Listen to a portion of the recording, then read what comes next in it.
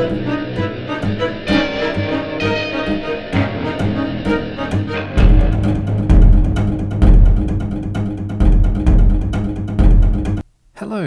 how's it going? In this video, we are going to take a look at buffers. Basically, we're going to take a look at how we can send data to the GPU rather than hard coding it. A tale of two devices. So clearly with Apple Silicon, everything is together in the same spot, more or less, but that data still needs to be accessed by two different devices. What we're going to be doing is we are going to be defining our data on our CPU, sending it over to our GPU. Just imagine throwing ones and zeros at the GPU.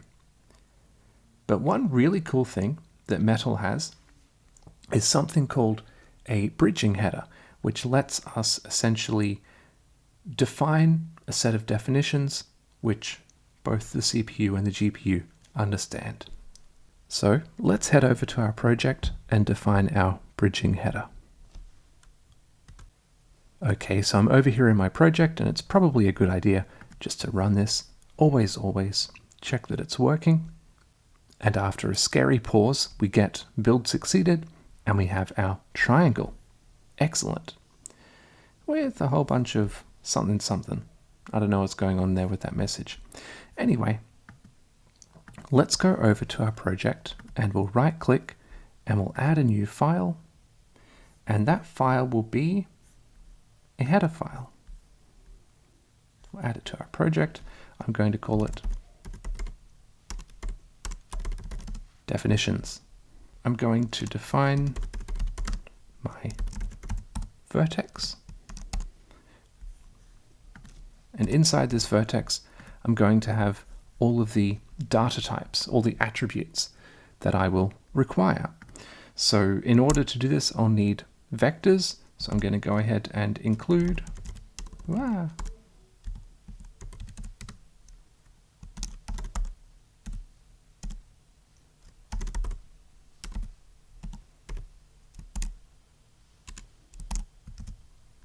So what I'm seeing at the moment is I start to type, but it's not auto-completing.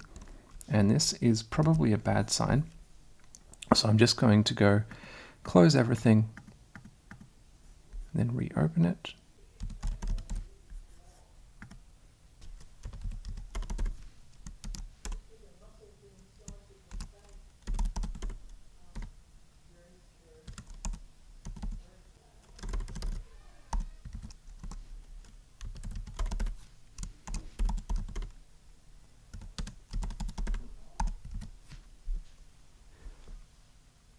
Something about this file has got me nervous, the fact that it's not syntax highlighting. But I don't know, maybe this is going to work. I'm not sure. Probably a good way to do this is to actually test it. So what I'll do is I will just click over here on my project settings. I'm going to go down to build settings, and I'm going to search for bridging header. Okay. So Objective-C bridging header, and I'll pop in here, and this is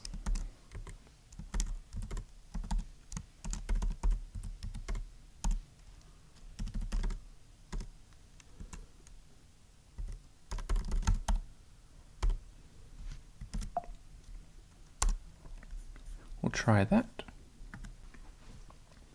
Seems to be working. Okay, well, that's probably good enough for now. So there we have it. Okay, cool.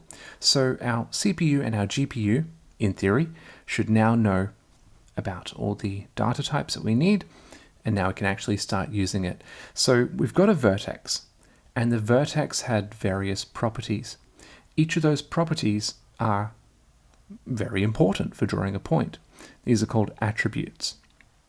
So typically an attribute will be between 1 to 4 numbers. We can have, integers or floats are the basic types. So in this case, the attributes were position and color. And yeah, our vertex buffer is basically a list of all the positions and colors. But what we do is we define that on the CPU and then send that information over to the GPU. And typically we just do that once upon creation. Okay, so let's jump in and get this Vertex Buffer stuff working. Okay, so I'm just going to go over to my shader and I'm going to simplify this a little bit. So first of all, I'm going to include that bridging header.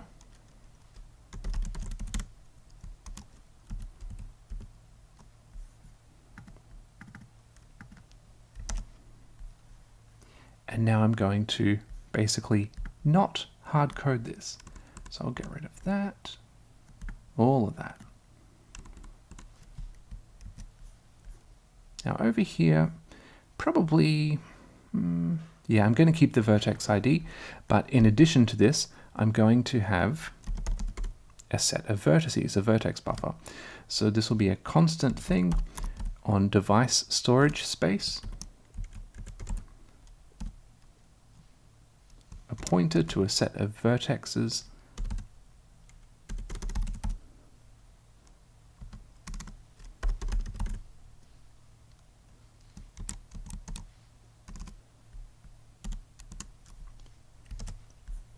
and I just qualify this as well to say that this is vertex buffer index 0. So where was I?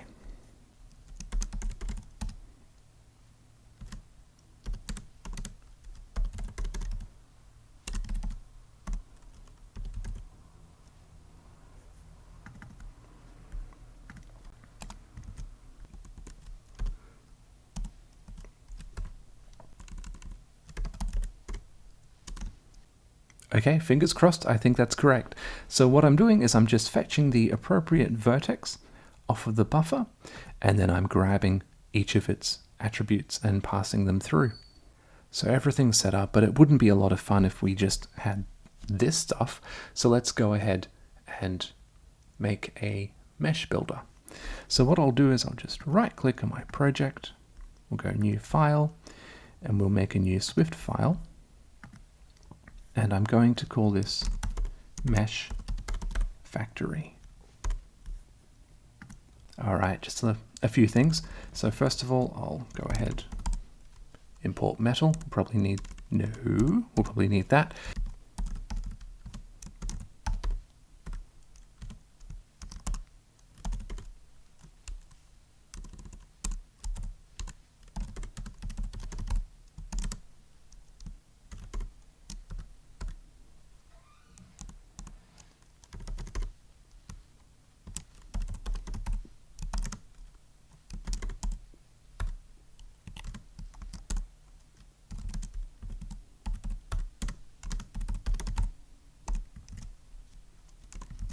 Just like that. Excellent. So what I'm doing is this mesh factory is going to need to allocate buffers on the GPU, and in order to do that, it's going to need a metal device. So that's why in my constructor, I'm taking in a metal device, saving it, saving a handle to it.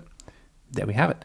So let me just go ahead and make a triangle. So I have a triangle function. So I have a function called make triangle, which will return a buffer.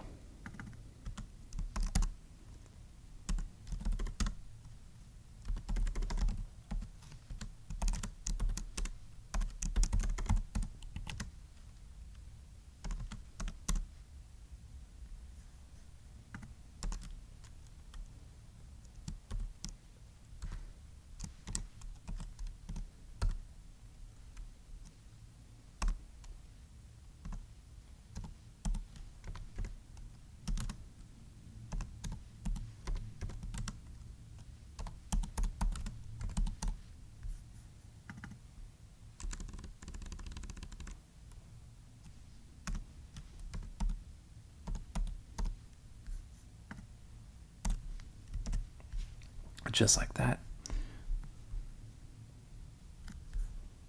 And I'm going to need 3 because we're making a triangle.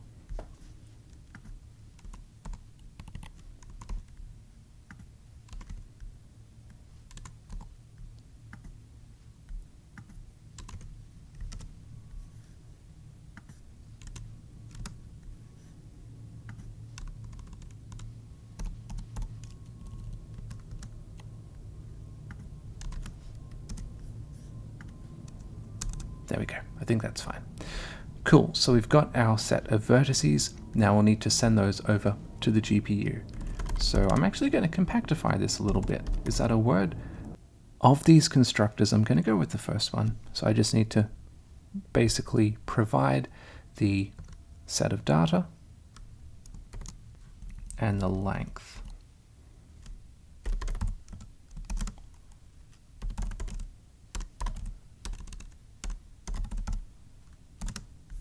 Okay, now for the length, we'll basically, we could hard code it as 3, but let's go with this. Well, basically we'll need size of, and one way we can do that is memory layout of vertex, and we'll get the stride just like that.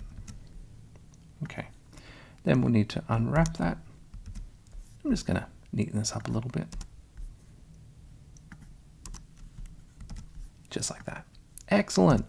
Cool. So we have set up the shader so it will take a set of vertices and draw them. We've got a mesh factory now which can produce buffers, at least for a triangle. So let's use that in the renderer. So go to the renderer and we'll say, all right, we're going to have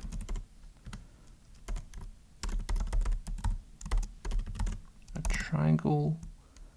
Let's call it a triangle. Just like that. We'll need to initialize it. So we'll go down here and say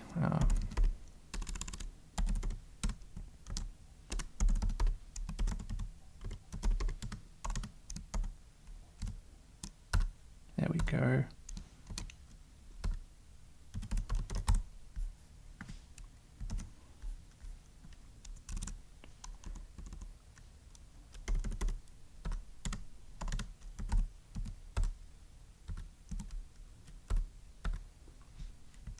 Just like that. Excellent.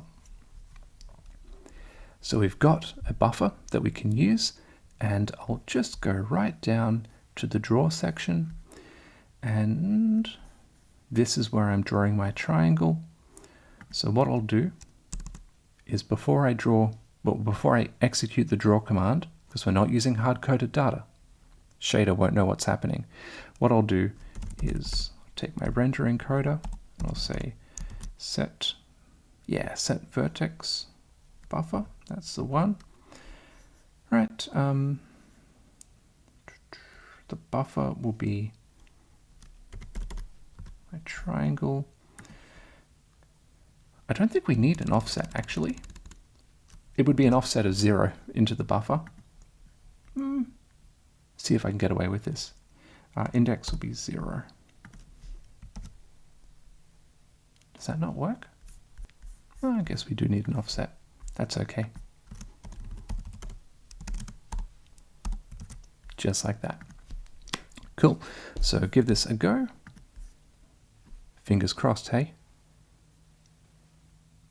Awesome. Now just to prove that it's not a fluke that I didn't hard code this, I'm going to, error. I'm going to go over to my mesh factory and I'm going to make, what is this, the center top point? I'm going to make that a cyan color.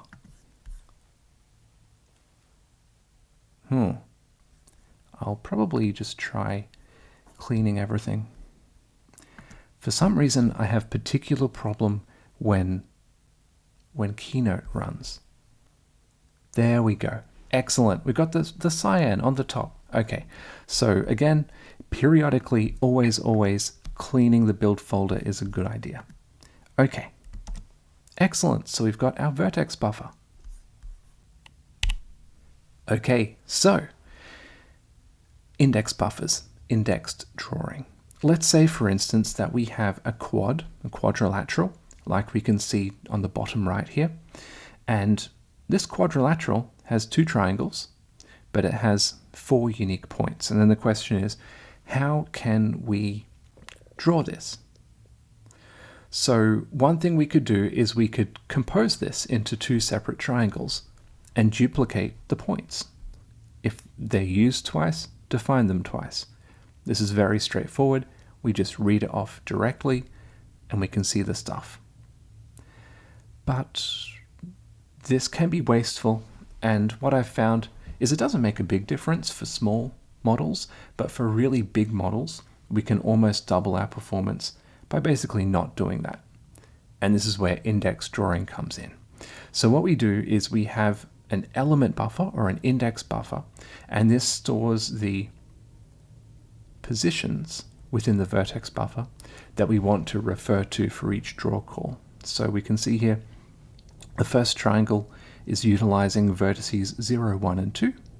We can index those quite directly, and then the next triangle is utilizing vertices 1, 3, and 2.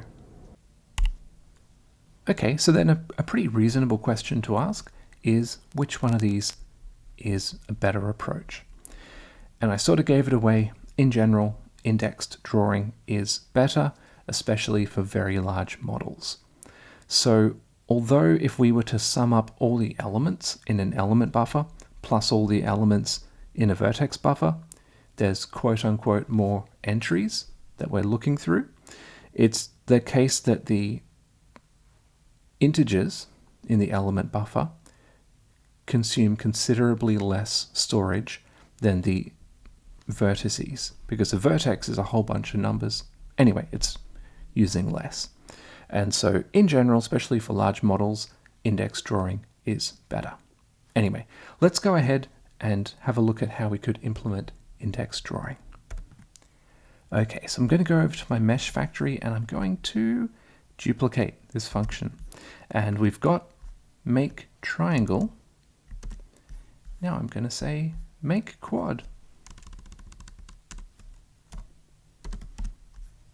And I'm going to make a white quad. Okay. Alrighty, I think that's okay. So that's my set of vertices. And then I'm going to define my set of indices.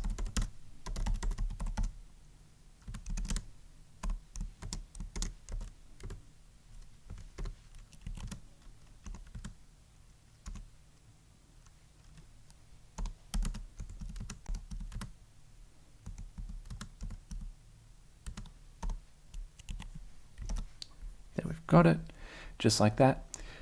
But now things get a little more complicated because we've got two buffers. So what we can do is we can say, all right, make a vertex buffer. That's fine. And then we'll go ahead and make an index buffer.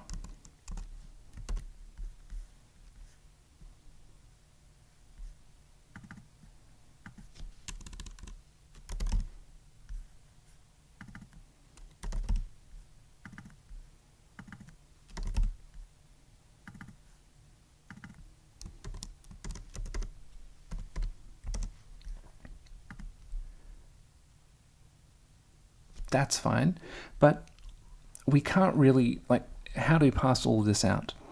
And the quick answer is we define our own struct, which holds all of these things, and pass that out. So we can go up the top, and I'm going to define a struct. I'll just go ahead and call that mesh.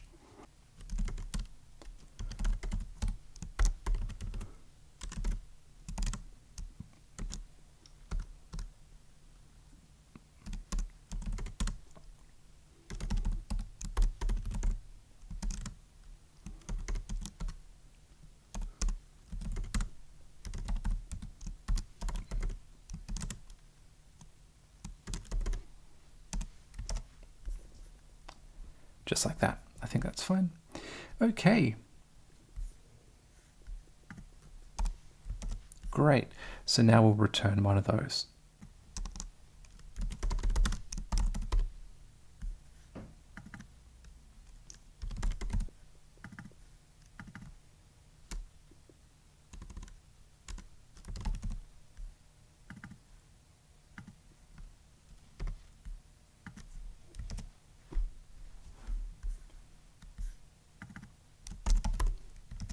Excellent. Right, so just to step through this again. So we've got this function which is going to make a quad. Basically, it's going to give me back a mesh. We define our vertices and indices. We then flash them over to the GPU. And then we bundle that all together and give it back. Okay, so I'll go over to my renderer and I'll say, in addition to my triangle, I'm going to have a quad, just like that. And the quad, I'll go ahead and construct it.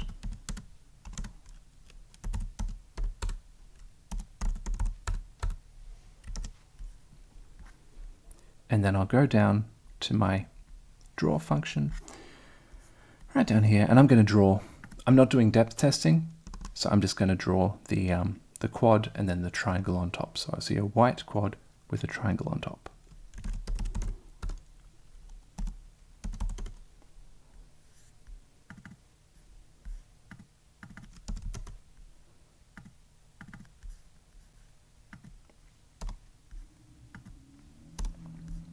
Making sure to note that all of these are being defined to be index 0 as per the shader. Now the only other thing I'll need to do is actually access. There we go. Okay, cool. And then we'll go, here we go, draw indexed primitives. Okay, so the primitive type will be still triangles. Index count is given, well, we know it's 6, but go ahead and use that. Index type will be 16-bit unsigned integer. Index buffer is given here. So I guess one difference between this draw call and like an OpenGL or a Vulkan call or something is that we actually pass in the buffer in the draw call. Little strange, but there we go. Index buffer offset of 0. Now I'll just go ahead and neaten this up a little bit. I guess that's a matter of opinion, but I don't know. That looks fine. And let me try this. I think I may have to clean the build folder again. Yeah, we'll see. Oh, there we have it. Okay, awesome, cool. So again, we went ahead, drew our quad first. It handles that no problem. And then on top of that, we draw our triangle. And like I said, we do not have depth testing working at the moment, so it's just based on the order of draw calls. So there we have it. So congrats. Hope you enjoyed that. In the next step, we're going to be having a look at perspective projection. Now, the thing with matrix transformations, they're pretty complicated, so I'm going to be breaking that up over several videos. I hope you enjoyed. Hope to see you there. All right. All the best. Bye.